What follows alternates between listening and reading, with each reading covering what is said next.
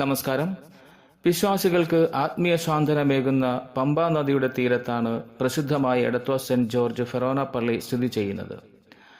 പള്ളിയുടെ പ്രധാന മധ്യസ്ഥനായ ഗീവർഗീസ് സഹദായുടെ വലിയ പെരുന്നാളിന് ഇപ്പോൾ കൊടിയേറിയിരിക്കുകയാണ്. എന്താണ് സഹദ എന്ന് നിങ്ങൾക്കറിയാമോ? സത്യവിശ്വാസത്തിനു വേണ്ടി രക്തസാക്ഷിത്വം വരിച്ച ആൾ എന്നാണ് ഈ വാക്കിന്റെ അർത്ഥം. 3-ാം നൂറ്റാണ്ടിൽ റോമൻ സൈന്യത്തിലെ ഉയർന്ന ഉദ്യോഗസ്ഥനായിരുന്ന ഗീവർഗീസ് തന്റെ ക്രിസ്തീയ വിശ്വാസം ഉപേക്ഷിച്ചില്ല. തുടർന്ന് രക്തസാക്ഷി ആകേണ്ടി വന്നു. ലോകമെങ്ങും വണങ്ങപ്പെടുന്ന ഈ വിശുദ്ധന്റെ ചൈതന്യമാണ് എടത്വയുടെ പുണ്യം. 1810 ഈ പള്ളി സ്ഥാപിതമായത്. അക്കാലത്ത് കുട്ടനാട്ടിലെ വിശ്വാസികൾ ചമ്പക്കുളം പള്ളിയെയും നിരണം പള്ളിയെയുമാണ് ആശ്രയിച്ചു കൊണ്ടിരുന്നത്.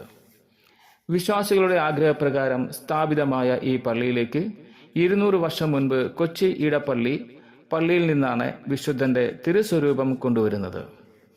യൂറോപ്യൻ വാസ്തുശൈലിയിലുള്ള പള്ളിയുടെ മനോഹാരിതയും ഇവിടുത്തെ ശാന്തതയും ആരെയും ആകർഷിക്കപ്പെടുന്ന ഒന്നാണ്.